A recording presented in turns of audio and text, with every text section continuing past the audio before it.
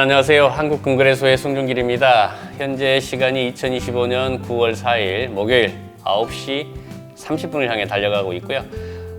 골드나 실버 못지않게 플래티늄 가격 또한 계속 우상향을 보이고 있습니다.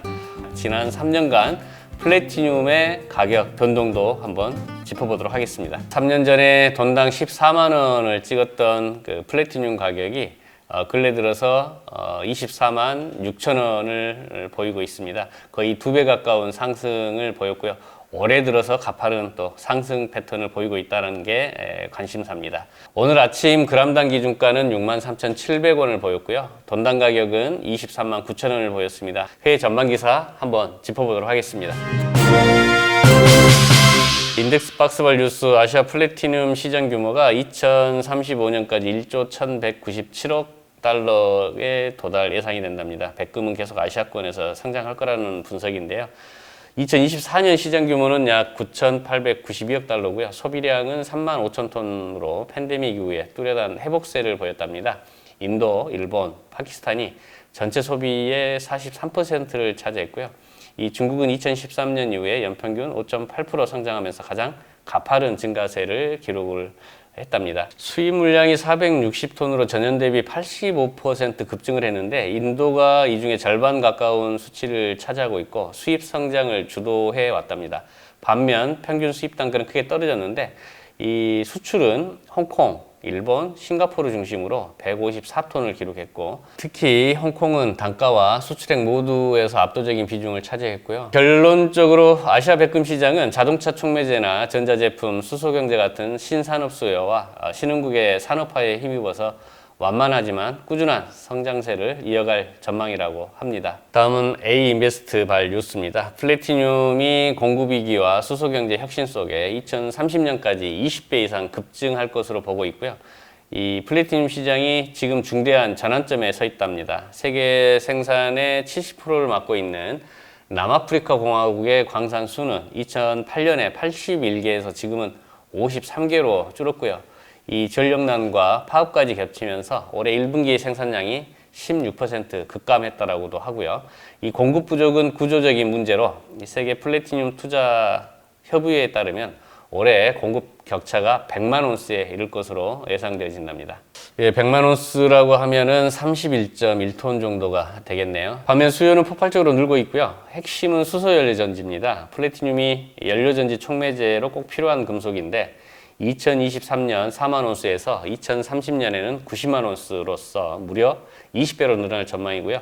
전기차가 한계에 부딪힌 장거리, 중장비 운송, 그리고 이 정부들의 대규모 수소 투자 덕분에 이 사용량은 20배 가까이 치솟을 것으로 보이고 있고, 즉 공급은 줄고 수요는 치솟는 전형적인 강세장 조건이 갖춰져 있다는 내용인데, 이 전문가들은 장기적으로 플래티늄 가격이 2,500불 이상으로 오를 수 있다고 보고 있습니다. 지금의 2배 가까이 더 상승할 것으로 보여진다는 내용이고, 골드나 실버 못지않게 이제 플래티늄이 차세대 전략 자산으로 주목받는 이유가 여기에 있다라고 강조하고 있습니다. A인베스트에서 나온 또 하나의 신문 기사 보겠습니다. 플래티늄이 1월부터 9월까지 52.19% 상승했는데 온수당 1,400불을 넘어섰죠.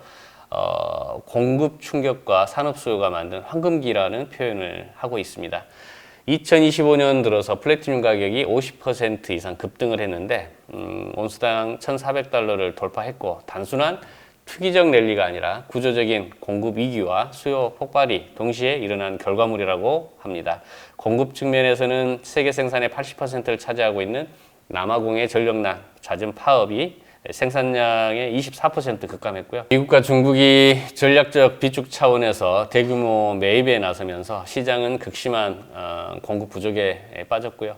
현물 가격이 선물보다 높게 거래되는 백오데이션 현상까지 나타나고 있습니다. 수요 측면에서는 자동차 배출가스 정화 촉매 수요가 유지되는 가운데 수소 연료 전지 산업이 진정한 게임 체인저로 떠오르고 있고요. 2033년까지 연간 300만 온스의 추가 수요가 발생할 수 있다라는 전망이 나오고 있습니다.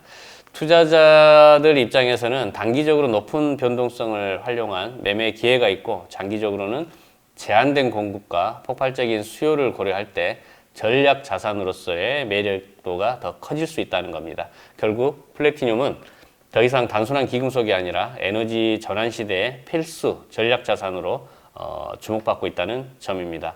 해서 앞으로 지금보다 플래티늄 가격은 또 더 상승할 수 있다. 2배 가까이. 라는 점이 이 신문 기사 내용이 되겠습니다. 한국금거래소 TV 플래티늄 바 관련된 유튜브 영상에 이제 댓글이 좀 많이 올라왔었는데요. 이 국내 플래티늄 시장은 활성화가 되어 있지 않다라고 하는 점입니다. 그 다음에 플래티늄 가격이 좀 더 높은 거 아니냐, 골드에 비해서.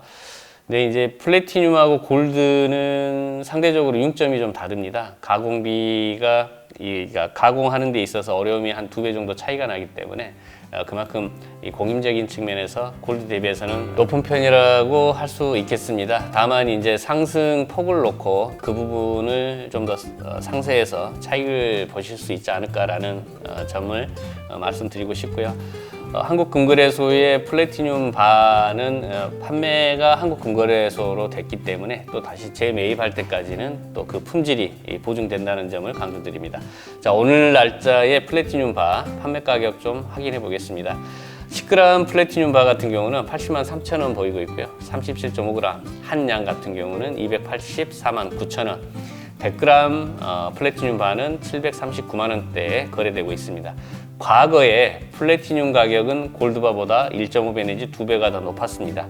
골드 대비해서는 굉장히 동중량 대비 저렴하다는 걸 알 수 있겠고요. 회의 전망 기사에서도 확인했지만 매장량은 또 금의 10분의 1밖에 안 되고 그 희소성이라든지 앞으로 이 소비량을 놓고 보면 오히려 상승에 대한 차익 실현 규모가 골드나 또 실버 대비해서는 좀 더 높아질 수도 있다라고 하는 점이 요즘 해외 전망 기사에서 보이고 있다는 점이 되겠습니다.